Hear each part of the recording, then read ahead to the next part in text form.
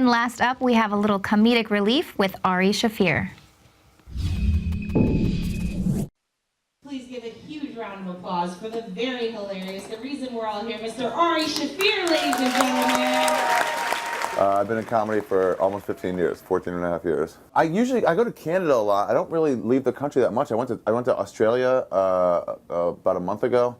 That was cool. And I went to Cabo, Mexico, but those don't count. Mexico and Canada don't count. If they say, "Are you opting out?" I was like, "I don't know what that means." And I say, "Do you not want that, or do you want a pat down?" I go, "No, I don't want a pat down, but I'm not doing that thing." So what are my options? Are you just trying to be Larry David? No, I'm just trying to not let them take away these freedoms from me without going down with a little bit of a fight. I see what they're doing. They're just harassing us, and I don't want to just let them do it. This one joke I have, I asked them to raise your hand if you support the government right now. I think that was the only time I've done it like that. I just figured Austin's kind of a political town, so I bet I just kind of want to get a sense of like how much is it right now? Because sometimes you get a few people clapping, you know. And sometimes you get a lot, like people love the government. I talked to my mom recently about Snowden. I was like, "What do you think of him?" She goes, "Well, I mean, he's a traitor." And I was like, "Huh, why do you say that?" She goes, "Well, he put the country in jeopardy." I'm like, "In what way?" And she was like, "I don't know. He just did. He told them secrets." I'm like, "Who? That they were spying on us?" She's like, "Well, no, it hurts us." And I'm like, "What news story you could have point to exactly that justifies that?" And she just sort of buys it. She's just like, "Here's, I heard on the news." I mean, the idea of having debates would strengthen us, but I don't think having polarizing views helps us at all. I think it's just like, well, you guys break off and do your we're nothing like you. It's like gay people want to be part of the church. It's like, what are you talking about? They don't like you. They don't want you there. Stop trying to get them to accept you. Just do your own thing. Yeah, I think those people that are that want to love Jesus and all that in the heartland and do whatever they want to do, the real conservative people, it's like, go do your own thing. No, it doesn't help us get anywhere. People are like, you got to respect other people's religions. I'm like, why? You're supposed to disrespect their religion. That's what it means to believe in your God. That you don't believe in their God. You think it's silly and stupid. It's cool. You want to smoke weed in your apartment? Do it. If you want, as a government, say we don't think weed should be legal, it's like, all right, that's fine. But you can't take away my freedom. You can't make me surrender my freedom because I lit up a joint in my bathroom while I'm taking a dump. So I have to not be free for a year after that. I don't understand how that's helping anything. Put heavy taxes on it, something like that. If you want to get rid of it, you can't make it go. It doesn't go away when you make something illegal. It doesn't go away. Just like murder never goes away. Yeah, all the war on drugs. I mean, everybody kind of knows the ways, but everyone still feels like they have to fight it. They still have to feel like, well, we can't just let it go rampant. But it's like, you know what they did in Portugal? They legalized all drugs. They took the exact amount of dollars they were spending on the drug war in Portugal, and they put that exact money into treatment, into drug treatment. So just like alcoholics, some people can drink booze. Most people can. But some people become alcoholics and they can't treat it.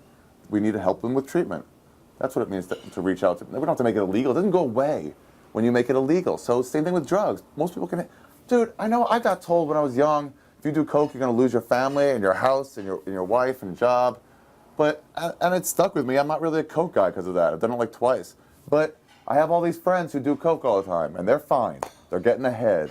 They're doing well. So it's like, it's not gone, and it's not the thing you told us. So for the people who can't handle it, yeah, get treatment. Get education ahead of time. This might be addictive for you.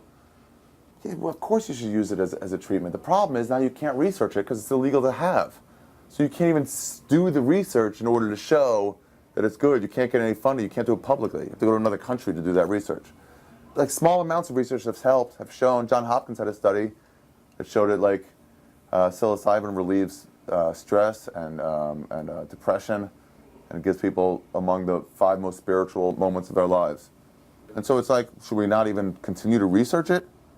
Well, it's illegal. Just see, maybe we got it wrong. Maybe we lump something in. People are like, oh, mushrooms are drugs. No, they're not. That's not drugs. Meth is drugs. A lot of people do political comedy, and I've almost always seen it done wrong. They lose the idea of being funny. Bill Hicks was completely unfunny when he was doing this political stuff. He completely just ignored the idea of laughs. All the best clips that everybody quotes me, there's 2 laughs in 7 minutes. There's nothing there. Doug Stanhope does it well. Doug Stanhope never forgets that. He'll continue to talk about his point, but he'll make jokes throughout. He doesn't go 30 seconds without a joke. Definitely doesn't go 4 minutes without one. Yeah, Stanhope does it well. This guy Dave Smith in New York is doing it well. Real libertarian comic. But he doesn't, a lot of times comics just they preach at you. They just do stuff like this, like, well, of course the Fed was built in 1962. What do you think happens? And people are like, I don't know what that means. So this isn't a joke. You're just yelling. You can make points too, but make jokes. That's your first thing. So do you think people can actually learn something from comedy? Yeah, here or there, absolutely. You get somebody else's point of view. I had on my special, I had this family stuff. Like, I don't want kids, and I feel like I got my point across in a way to make a joke, and it's like, hey, it might not be for you to have no kids ever, but you'll hear it, maybe it's an option. You know, if you're 22, maybe you'll hear like, oh, maybe I don't have to think in terms of like, success is only having a wife and child. Maybe success is something different. People can relate to you on anything you do. So if you say like, I wet my bed or whatever, you know, the bedwetters will relate to you, but also people who went through like insecurities will relate to you. People who overcame hurdles will relate to you. You know, same sort of thing. Yeah, people can learn from other people's experiences, of course. Yeah, that's why Hemingway went to war. You know, he wasn't writing to just veterans. He was writing to the normal person, but he was like, you'll relate to it. Any kind of art, anything that's out there. So it's constantly, like I told you, I don't know how you can relate to politics, but you can totally. But like when I go anti-children and stuff, the reason people have that idea is like, I have to have a family, is because romantic comedies.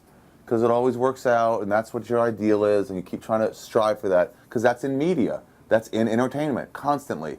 Even sitcoms, except for Seinfeld, and even they tried that first year, where Larry David had to quit over it. Larry David had to quit Seinfeld, because he was like, Elaine and Jerry are not supposed to get together. We're not doing that show. And they were like, nah, we just think, you know, that's that's how shows work. And he goes, no, it's ridiculous. People are going to just be friends. And that's just never shown. And so the more you show it, the more it becomes acceptable to you and your friends. They're like, yeah, it's done. I went on an anonymous march in LA. They had the A Million Mask March. It was great. But nobody gets the message, though. Nobody hears it. When you go by people, they look at you and they're like, oh, what's that? Oh, it must be anonymous people. And maybe a couple people go, well, let me look at that, and they find out what it is. But no, everyone just says there's someone protesting. Same thing I do when I hear honks, somebody post. I'm like, I don't take it in. I don't think, what's the message? And then you just yell, wake up. Wake up. And it's like, yeah, maybe they should, but that ain't going to do it. That ain't going to accomplish what you're doing. And honestly, I don't even know what you're trying to accomplish anyway. Let's say everybody wakes up. Let's say everybody wakes up and they know the government is completely corrupt and it's all just Game of Thrones. It's all the same shit as it's always been. And they know that the Fed controls everything and they've assassinated every president or tried to assassinate every president that's ever questioned the Fed. Then what if we all wake up? We're still powerless. We still can't. By saying I want to change, that's not going to make it change. That's not. There's one way. There's one way to make regime change in any country, and you all know what it is. It's not through voting. It's not through waking up. We all know what it is.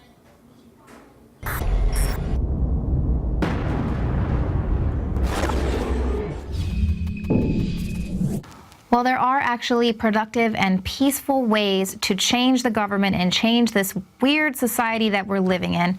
That is to educate yourself on the world that is around you. Vote for representatives that are going to represent those ideals that you want to create. And also vote with your dollars. And especially remember that during this holiday season.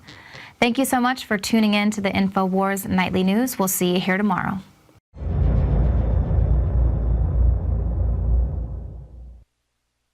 This is a conspiracy by the technocrats, by the ruling elite, by the eugenicists that want to dumb us down.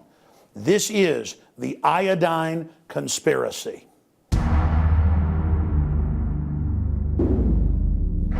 Our government wasn't always a eugenicist-based predatory group.